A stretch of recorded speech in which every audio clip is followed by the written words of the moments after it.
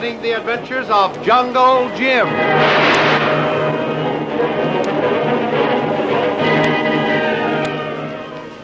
The Adventures of Jungle Jim, broadcast weekly over this station, are dramatized from the full-color action pictures to be found in the Comic Weekly, the world's greatest comic supplement that comes to you each week with your Hearst Sunday newspaper.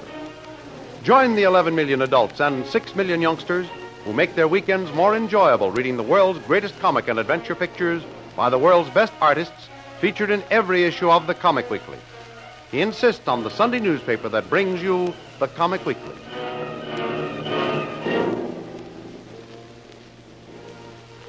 When Jim and Kitty are put aboard the luxury liner Monterey from the submarine that rescued them from the small uncharted island, neither of them knew that Lil was a passenger aboard the liner.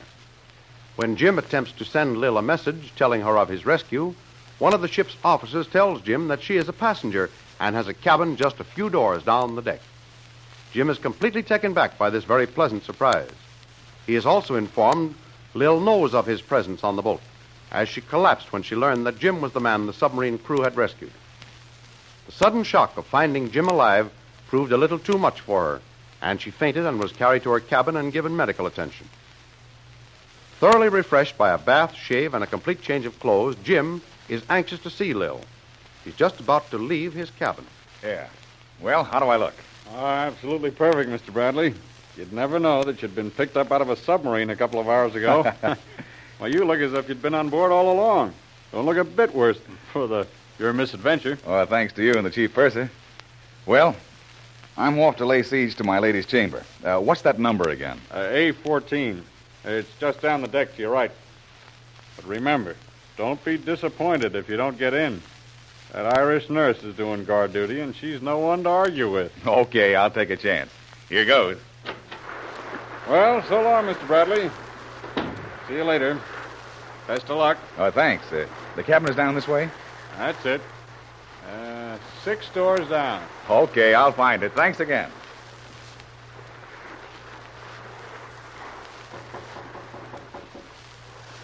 Here he is, Mr. Vril. Shall I go to the door? Shh, no. No, I can't face him looking like this. He knows I've fainted, and he can see I've been crying.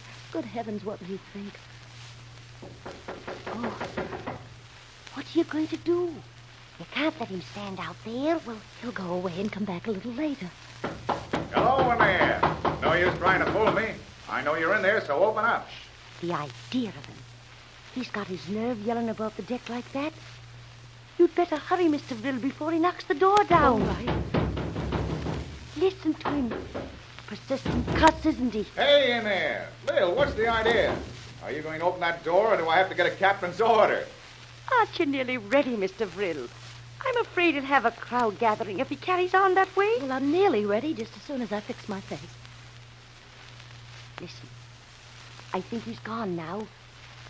At least he's quit pounding on the door. Shall I take a peek out and see? Oh, he's as full of tricks as a circus clown. He might just be waiting out there. I'll edge up near the door and open it quietly. All right. What did I tell you? He's gone. Now, can you beat that? Imagine a man running off like that. Oh, he'll be back and maybe bring half the ship's officers with him to try to make us open the door. They'd enjoy doing that, too.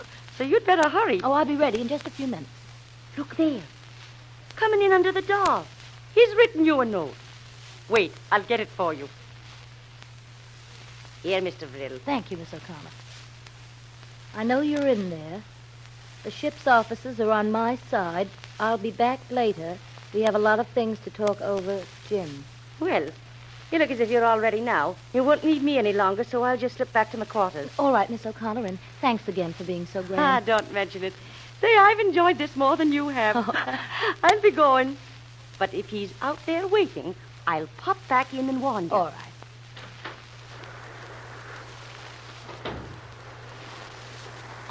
Don't go back in there. Give the guy a break, will you? Is she nearly ready? Yes. She'll be out in a minute now, sir. So let go of my arm and I'll be on my way. Good. The first officer is waiting for you to report just around the corner up forward. Righto. Thanks and good luck.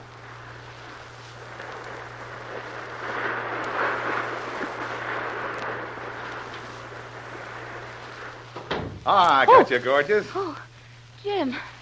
Jim. Hey, what's the idea of stalling like this? Well, Jim, I had to. I made such a fool of myself, fainting and everything. I just couldn't face you then. Oh, never mind that now. Gosh, but it's good to see you again. Oh, Jim. Jim, how wonderful it is to see you. Why, we'd given you up as dead, lost. Jim. Oh, hey, now. Take it easy. No tears there. No tears. That's it. Just stay right where you are for a minute. Oh, why, Jim Bradley. What in the world are you doing with a woman in your arms? How? Don't get excited, Kitty. It's perfectly all right. Look who it is. Why, Mr. Brill. What in the world are you doing here? How did you get aboard the boat? Well, just like any ordinary passenger, I bought a ticket. But let me congratulate you on your miraculous escape, Kitty. You and Jim certainly were lucky. Hasn't it all been thrilling?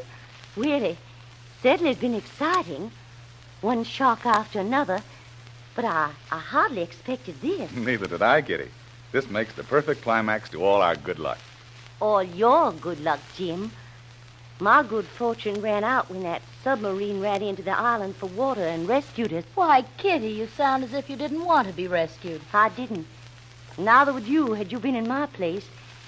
Jim is the one who insisted upon our being taken off. Oh, but I mustn't stand here talking about what might have been.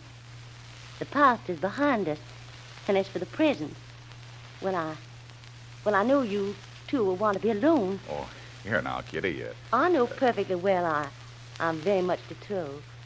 So I leave you to enjoy your reunion. So good night to you both. And to you, Mr. Brill, congratulations.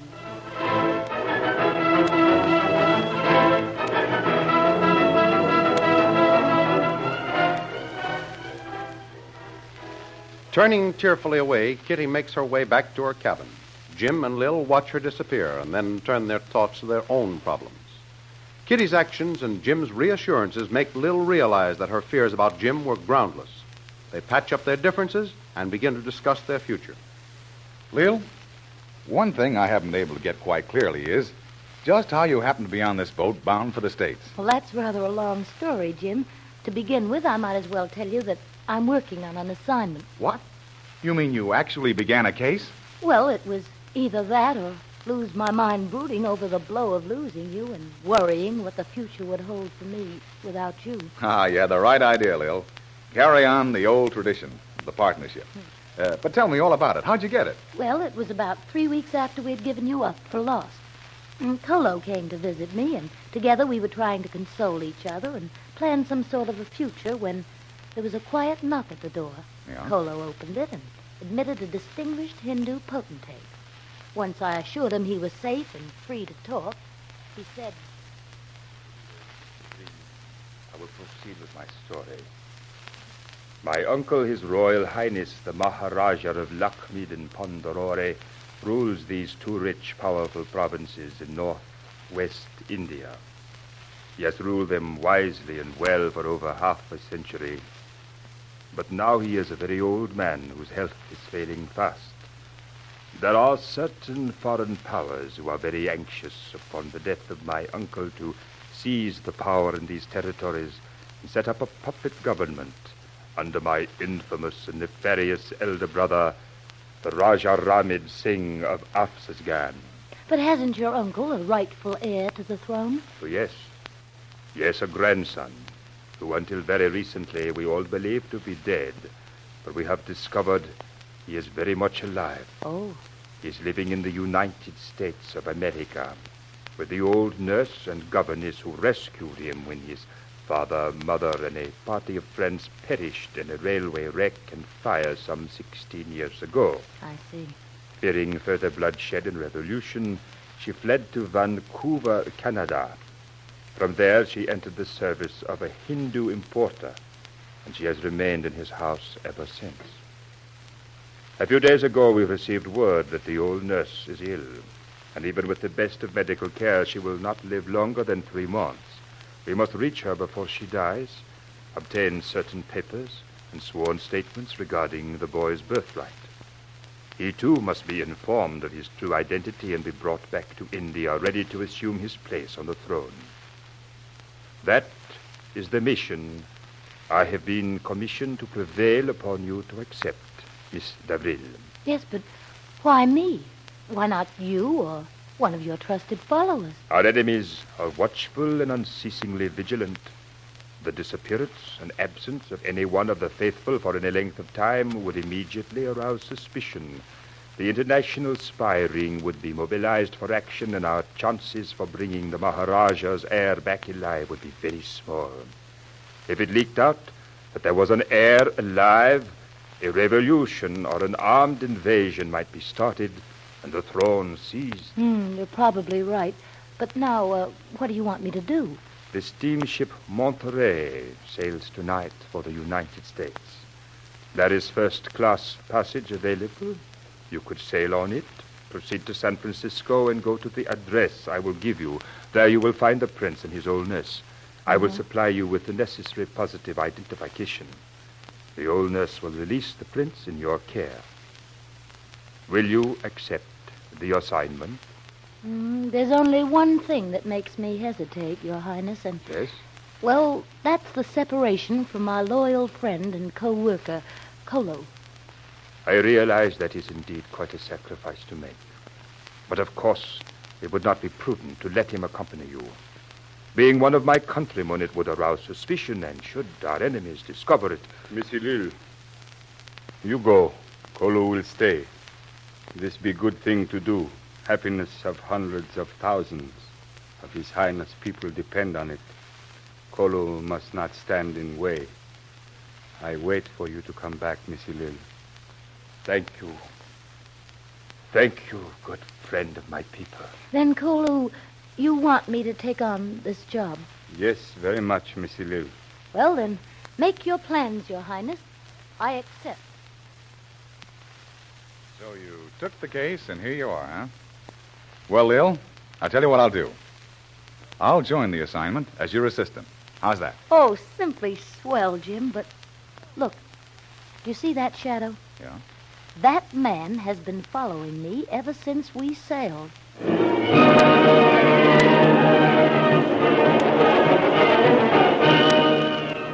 Reunited, Jim and Lil are themselves again, ready to embark on new adventures. But while they have been talking, the shadow of the strange passenger who has tried to strike up an acquaintance with Lil falls across their path. Who is this man?